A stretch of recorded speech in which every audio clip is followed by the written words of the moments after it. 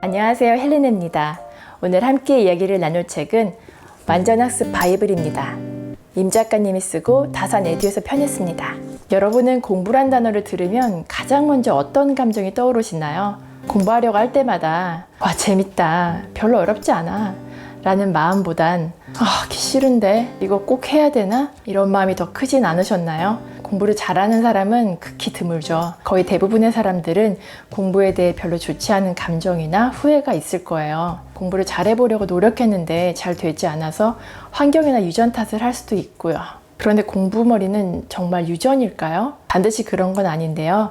10%의 아이들이 공부머리를 타고난다고 합니다. 공부에 유리한 성격을 가지고 태어나는 거죠. 이 아이들은 직관력과 이성적인 사고력을 가지고 있기 때문에 추상적인 것들을 좋아하고 잘 이해합니다. 나머지 90%의 아이들에게는 안타깝게도 공부머리가 없습니다. 그럼 공부머리가 없는 집안 사람들은 대대로 공부를 못할 수밖에 없는 걸까요? 아닙니다. 후천적인 공부머리를 심어주면 됩니다. 공부를 잘하지 못했던 부모라도 올바른 양육 방법으로 자녀를 교육하면 공부 잘하는 아이로 키울 수 있습니다.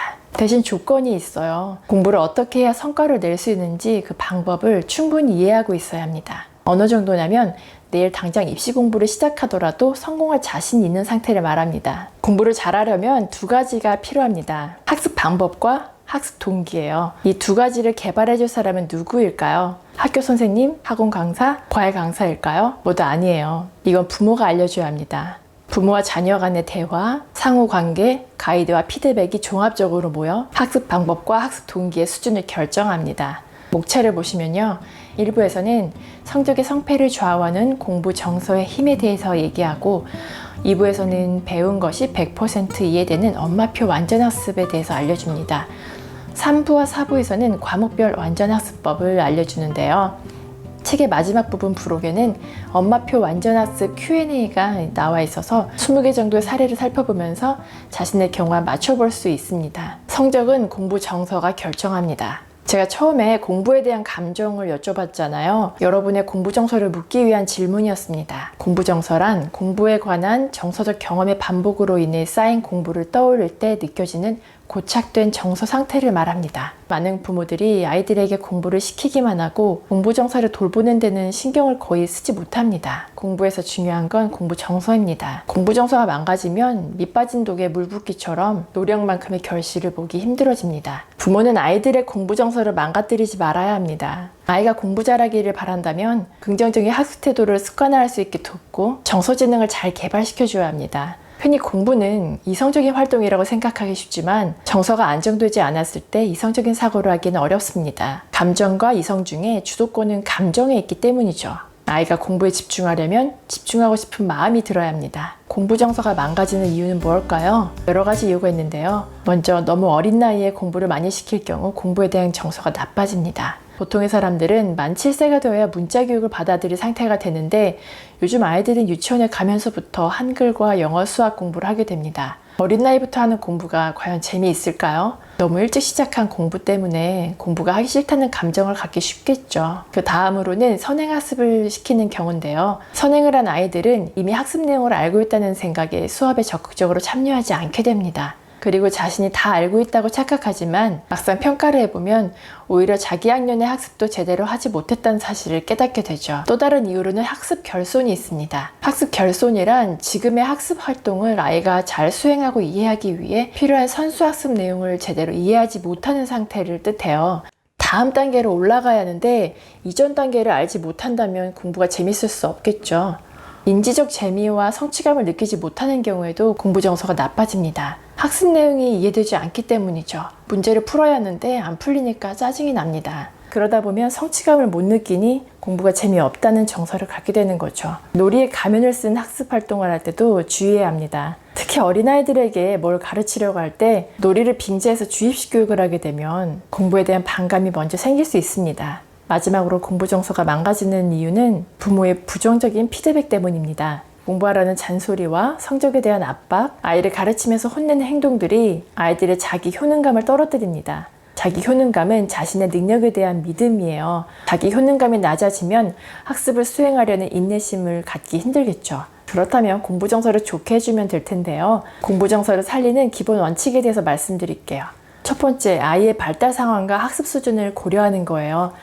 부모님 눈에는 쉬워 보여도 학습 내용을 처음 접하는 아이에게는 어렵다는 점을 잊지 말아야 합니다. 두 번째, 아이의 성장을 진정으로 믿어주는 겁니다. 발달이 느리더라도 기다려주고 격려하는 게 부모의 역할이죠. 부모가 아이를 바라보는 관점은 아이의 학업 성장 여부에 매우 결정적으로 작용합니다. 세 번째, 부모가 먼저 학습에 대해 배워보는 거예요. 아이에게 정서적 지지를 해주는 것뿐만 아니라 합리적인 코칭과 이성적인 멘토링도 해야 합니다. 방법이 뒷받침되지 않는 부모의 도움은 아이 입장에서는 애정이 아니라 스트레스만 될 뿐이겠죠. 아이가 스스로 공부하는 시기가 될 때까지 엄마표 학습을 해야 하는데요. 엄마표 학습이란 엄마의 도움을 받아 아이가 자기 주도적으로 학교 수업과 교과서를 중심으로 한 완전 학습을 수행하는 일입니다. 엄마표라고 해서 엄마가 과외 선생님처럼 일일이 가르치는 게 아니에요. 엄마가 끌고 가는 게 아니라 아이가 주체가 되어 자신의 학습을 이끌 수 있는 힘을 길러주는 거죠.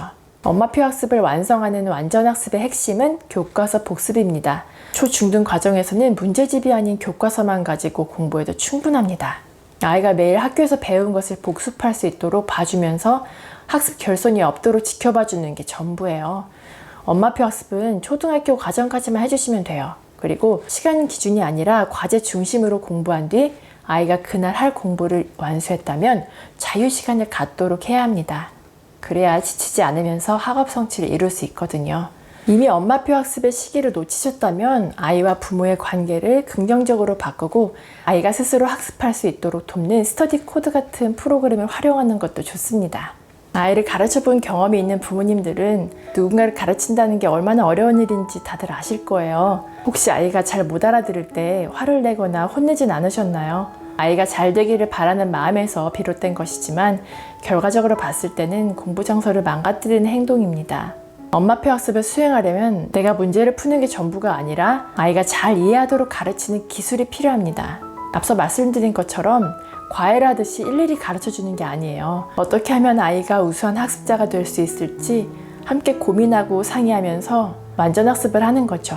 서점에 가면 아이들의 책이 꽂혀 있어야 될 코너에 문제집이 더 많아 보이더라고요. 너무 많아서 어떤 문제집이 있는지도 잘 모를 정도예요. 어떤 문제집은 어른들이 풀기에도 무척 어려워 보이는 것들도 있어요. 문제풀이를 하느라 지친 아이들의 마음을 헤아리셨으면 좋겠어요. 교과서 중심으로 개념과 원리를 깨우치고 즐겁게 공부할 수 있는 분위기가 조성되었으면 좋겠습니다. 자녀를 공부 잘하는 아이로 키우고 싶다면 지식교육보다 심리사회적인 능력을 키워줘야 한다는 사실을 기억해 주세요.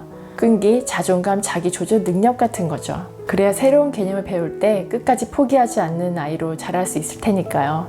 오늘도 끝까지 함께 해주셔서 감사드리고요. 구독과 좋아요, 댓글은 큰 힘이 되니 꼭 기억해 주세요. 즐거운 하루 보내시고 다음에 또 만나요.